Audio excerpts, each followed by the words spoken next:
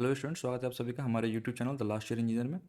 और आज हम सीक्वेंस का कन्वर्जेंट डाइवर्जेंट चेक करने वाले हैं कि हमारा सीक्वेंस कन्वर्जेंट है, डाइवर्जेंट है या तो ओसिलेट करेगा, वो हम चेक करेंगे यहाँ पे। और उसी के ऊपर से हमारा प्रॉब्लम्स वगैरह है जो मैंने यहाँ पे लिख के रखा है। दैट इज ये हमारा, आप देख सकते हो ये प्रॉब्लम हमारा, ये हमारा फर्स्ट नंबर प्रॉब्लम है, ये हमारा सेकेंड, ये हमारा थर्ड और ये हमारा फोर्थ। चारों प्रॉब्लम आज करके देखेंगे। आइए सीधा ही शुरू करते हैं बिना किसी टाइम वेस्ट किए। जैसे कि हम यहाँ पे देख सकते हो ये हमारा क्या है, फर्स्ट सीक्वेंस है। तो यहाँ पे को सबसे पहले लिखना है, यहाँ पे हम सोल्यूशन कर रहे हैं, यहाँ पे हम।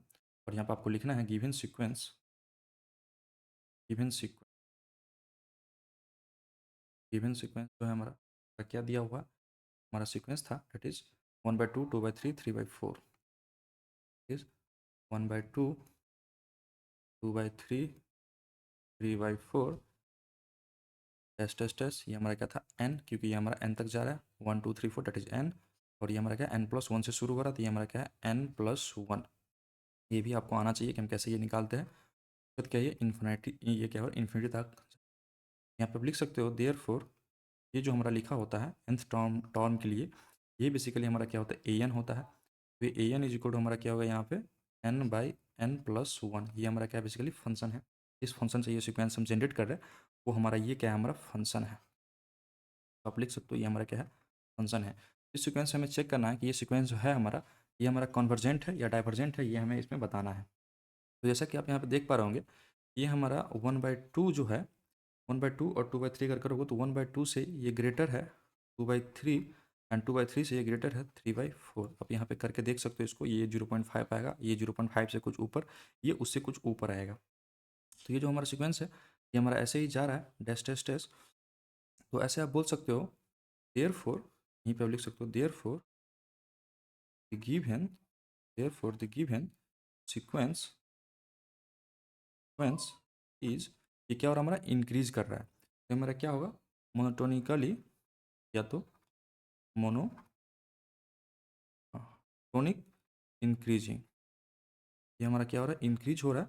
और एक्चुअली में ये स्ट्रिक्टली मोनोटोनिकली इंक्रीज हो रहा है, क्योंकि ये इससे क्या है, बड़ा है।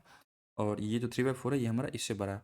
ये जो आप देख सकते हो यहाँ पे, आप सीधा ही देख के बता सकते हो कि ये सबसे पहले तो आप यहाँ पे जो भी हमारा ये nth टर्म के लिए जो दिया होगा वो हमारे क्या होगा, फंक्शन हो जाएगा। उसके बाद आपको सीक्वेंस बताना है कि ये सीक्वेंस हमारा इंक्रीज होते हुए जा रहा है या डिक्रीज होते हुए जा रहा है।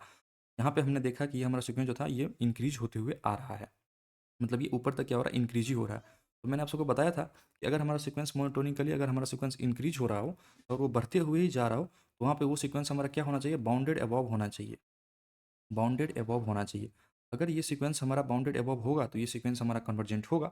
अगर ये सीक्वेंस हमारा बाउंडेड अबव नहीं होगा तो ये सीक्वेंस हमारा कन्वर्जेंट नहीं होगा, डेट इज ये सीक्वेंस हमारा डाइवर्जेंट हो जाएगा। और बाउंडेड अबव का मतलब है कि आप जो यहाँ से जो अगर ये बढ़ते हुए अगर ये जा रहा है, तो लास्ट कहाँ तक ये पहुँचेगा वो मैक्सिमम वैल्यू हमें पता होना चाहिए कि ये कहाँ तक ये जा रहा है।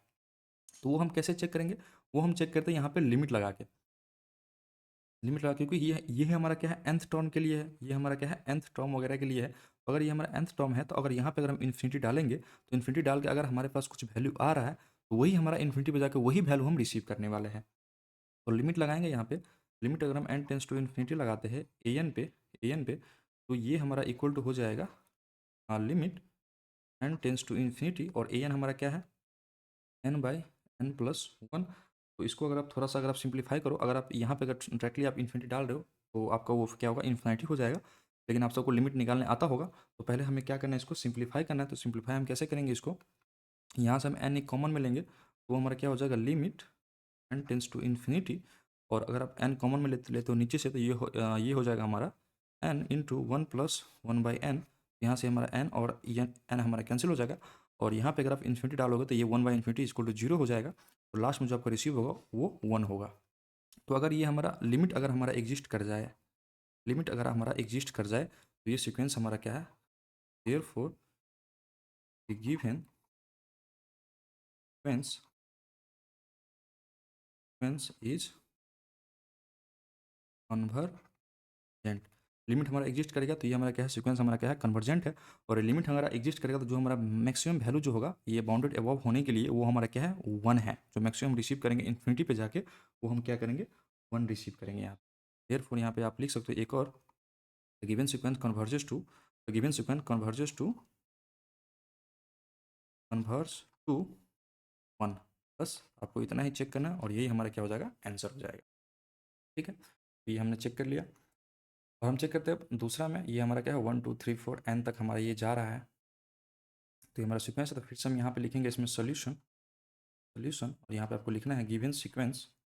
Given sequence, given sequence, given sequence हमारा क्या है यहाँ पे, that is 1 2 3 4 test test test. ये हमारा कहाँ तक था, ये हमारा n तक था, यहाँ से आप लिख सकते हो देयर फोर एन जो होगा हमारा, ये सीक्वेंस का जो हमारा फंक्शन है, जिस फंक्शन पे हमें सीक्वेंस ले रहा है, हमारा फंक्शन है वो हमारा क्या है, बेसिकली एन है। और आपको दिखाना है कि ये सीक्वेंस हमारा इंक्रीजिंग है या तो ये सीक्वेंस हमारा डिक्रीजिंग है। जैसा कि आप यहाँ पे देख सकते हो, ये सीक्वेंस हमारा क्या है, इंक्रीज होते हुए ही जा रहा है। तो 1 जो है smaller than 2, smaller than 3, smaller than 4, और ऐसे करके ये टेस्ट टेस्ट टेस्ट, और ये n से क्या होगा स्मॉलर, ऐसे करके ये ही जाएगा। तो ये सीक्वेंस हमारा क्या है, therefore the given sequence, therefore the given sequence होगा हमारा, सीक्वेंस होगा हमारा क्या है, हमारा मोनोटोनिकली इंक्रीजिंग है। हमारा क्या मोनोटोनिकली इंक्रीजिंग है। तो यहाँ पे मैंने आपको बताया था, अगर हमारा सीक्वेंस मोनोटोनिकली इंक्रीजिंग है तो वो बाउंडेड अबव होना चाहिए। तो यहाँ पे हम चेक करते हैं ये हमारा सीक्वेंस मोनोटोनिकली इंक्रीजिंग तो है, तो क्या ये बाउंडेड अबव है। तो बाउंडेड अबव चेक करने के लिए हम क्या क्या करते हैं, इसमें लिमिट लगाते हैं, लिमिट लगाते हैं इन्फिनिटी तक, क्योंकि हम इन्फिनिटी पे जाके चेक कर रहे हैं। ये हमारा हो जाएगा a n is equal to, ये हमारा हो जाएगा limit n tends to infinity, ये हमारा हो जाएगा एन इज इक्वल टू, ये जो हमारा देगा क्या देगा, ये इन्फिनिटी दे रहा है यहाँ पे। तो कहना ये है, ये जो हमारा सीक्वेंस है ये हमारा इन्फिनिटी पे एग्जिस्ट नहीं कर रहा है, डज नॉट एग्जिस्ट, ये हमारा इन्फिनिटी पे एग्जिस्ट नहीं कर रहा है। तो इन्फिनिटी का अगर एग्जिस्ट नहीं कर रहा है तो ये सीक्वेंस क्या है, नॉट बाउंडेड। ये सीक्वेंस जो है हमारा, ये हमारा क्या है, not bounded, not bounded above. क्यों, क्योंकि हमारा जो मोनोटोनिक इंक्रीजिंग सीक्वेंस है वो हमारा बाउंडेड एबव होना चाहिए, लेकिन ये सीक्वेंस जो हमारा नॉट बाउंडेड एबव है, हमारा यहाँ पे क्या होगा, नहीं होगा, लास्ट में जो सबसे हमारा मैक्सिमम वैल्यू होगा वो हम नहीं बता सकते हैं। तो क्यों, क्योंकि हमारा लिमिट क्या एग्जिस्ट नहीं कर रहा है। देयरफॉर आप यहाँ पे लिख सकते हो the given sequence, the given sequence, the given sequence is divergent, divergent and दूसरा आप ये भी लिख सकते हो, given sequence diverges to, diverge to positive infinity. ये इन्फिनिटी बजाय क्या हो रहा है, डाइवर्ज कर रहा है, क्योंकि मैंने आपको बताया था कन्वर्जेंट होने के लिए एक फाइनाइट वैल्यू होना चाहिए, और डाइवर्जेंट होने के लिए क्या होना चाहिए हमारे पास, या तो पॉजिटिव पे डाइवर्जेंट करे या तो वो निगेटिव पे डाइवर्जेंट करे। अगर आपको ऑड के लिए पॉजिटिव पे डाइवर्जेंट हो रहा है, इवन के लिए कभी निगेटिव पे डाइवर्जेंट हो रहा है, तो अगर वो दोनों इसमें डाइवर्जेंट का अगर केस आ रहा है तो इस कंडीशन में क्या होता है, हमारा वो ऑसिलेट करता है, जो कि हमारा यहाँ पे नहीं है। यहाँ हमारा सीधा ही पॉजिटिव इन्फिनिटी में क्या हो रहा है, वो डाइवर्ज हो रहा है। आइए चलते हैं थर्ड एग्जाम्पल की तरफ। तो थर्ड एग्जाम्पल हमारा क्या है, 1 1/2 1/3 1/4, ये 1/n तक है हमारा। तो लिखेंगे इसमें हम सोल्यूशन, सोल्यूशन यहाँ पे हम लिखेंगे given sequence, given given sequence हम यहाँ पे लिखेंगे। तो गिवन सीक्वेंस में हमारा यहाँ पे क्या है, ये 1 1/2 1/3/4, और ये डैश डैश डैश, और अगर यहाँ पे फंक्शन जो है हमारा वो हमारा n/n से हम इसको रिसीव कर रहा है, डैश डैश डैश। इसको आप ये ब्रैकेट लगा भी सकते हो, आप नहीं भी लगा सकते हो। तो देयर फोर हमारा यहाँ पे भी सेम प्रोसेस करेंगे हम। ए एन इज इक्वल टू हमारा क्या है, फंक्शन हमारा क्या है बेसिकली, वो हमारा 1/n है। उसके बाद हम पहचानेंगे इसमें ये सीक्वेंस हमारा मोनोटोनिकली इंक्रीजिंग है या डिक्रीजिंग है। जैसा कि आप यहाँ पे देख पा रहे होंगे, ये हमारा पहला टर्म हमारा क्या है, 1 है, ये 1/2 है, ये 1/3 है, और ये 1/4 है, टेस्ट टेस्ट करके जा रहा है। ये हमारा बेसिकली 1 है, तो ये हमारा क्या है 0.5 है, ये इससे भी छोटा है, और ये इससे भी छोटा है। तो ये सीक्वेंस हमारा बेसिकली क्या है, डिक्रीजिंग सीक्वेंस है। ये सीक्वेंस हमारा बेसिकली क्या है, ये डिक्रीजिंग सीक्वेंस है। 1/4 ये सीक्वेंस हमारा डिक्रीजिंग सीक्वेंस है, टेस्ट टेस्ट टेस्ट, ये 1/n, ये टेस्ट, ये हमारा क्या है, डिक्रीजिंग सीक्वेंस है। यहाँ पे आप लिख सकते हो therefore the given sequence, the given sequence is monotonically decreasing, decreasing. तो मोनोटोनिकली डिक्रीजिंग सीक्वेंस को कन्वर्जेंट होने के लिए क्या चाहिए, मोनोटोनिकली डिक्रीजिंग सीक्वेंस जो होगा, डिक्रीजिंग सीक्वेंस जो होगा उसको कन्वर्जेंट होने के लिए वो क्या होना चाहिए, बाउंडेड बिलो होना चाहिए, बाउंडेड बिलो होना चाहिए। इंक्रीजिंग सीक्वेंस को बाउंडेड अबव होना चाहिए, अगर वो नॉट बाउंडेड अबव है तो वो डाइवर्जेंट हो जाएगा। ऐसे ही मोनोटोनिकली डिक्रीजिंग सीक्वेंस को कन्वर्जेंट होने के लिए बाउंडेड बिलो होना चाहिए। कहना ये है कि इसमें छोटा से छोटा वैल्यू इसका क्या आने वाला है वो हमें पता होना चाहिए।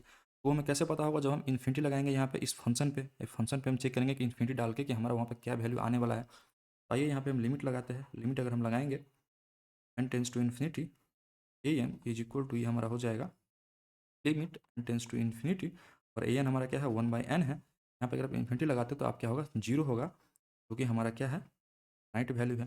जीरो को हम क्या क्या क्या करते हैं? फाइनाइट वैल्यू में हम इसको गिनती करते हैं। तो हमारा आ गया फाइनाइट है।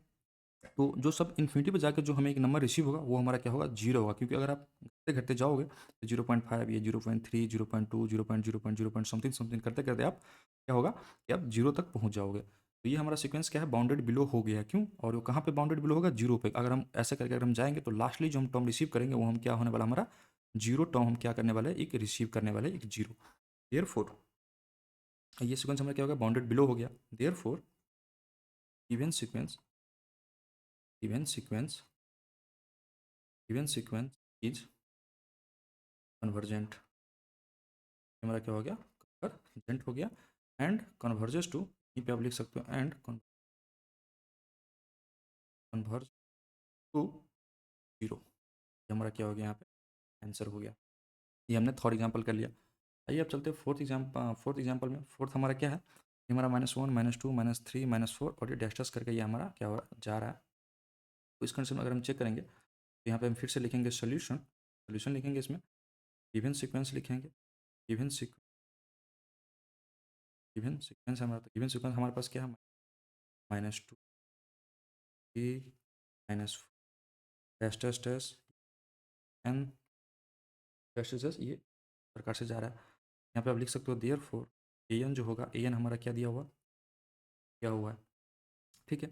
ये सीक्वेंस हमारा इंक्रीजिंग सीक्वेंस है और ये हमारा डिक्रीजिंग सीक्वेंस है। ये हमारा क्या है? बेसिकली डिक्रीजिंग सीक्वेंस है, क्योंकि -1 से ये छोटा है, -2 से छोटा या -3, तो ये हमारा क्या हो रहा है? डिक्रीज होते हुए ये आ रहा है सुबह। ठीक है ना? तो ये हमारा सीक्वेंस क्या हो जाएगा? इसमें -1 जो होगा, अगर अगर आप इसको इंक्रीज डिक्रीजिंग फॉर्म में अगर आपको दिखाना हो तो इसको ऐसे दिखा सकते हो, -1 इज ग्रेटर दैन -3, और ये क्या हमारा -4 है, टेस्ट टेस्ट टेस्ट, ये हमारा क्या हो जाएगा? -n, ये हमारा टेस्ट टेस्ट, ये इन्फिनाइट तक हमारा जाता ही रहेगा। तो ये आपने बता दिया कि ये क्या हमारा मोनोटोनिकली क्या है? Decreasing sequence. ये क्या हो रहा है? हमारा डिक्रीज होते हुए जा रहा है। ये हमारा क्या हो रहा है? डिक्रीज होते हुए जा रहा है। तो यहाँ पे हम चेक करेंगे, अगर ये डिक्रीज होते हुए जा रहा है तो क्या होना चाहिए? वो सीक्वेंस हमारा बाउंडेड बिलो होना चाहिए। जो सबसे छोटा वैल्यू है वो हमें पता होना चाहिए। तो उसके लिए हम क्या करेंगे? लिमिट लगाएंगे।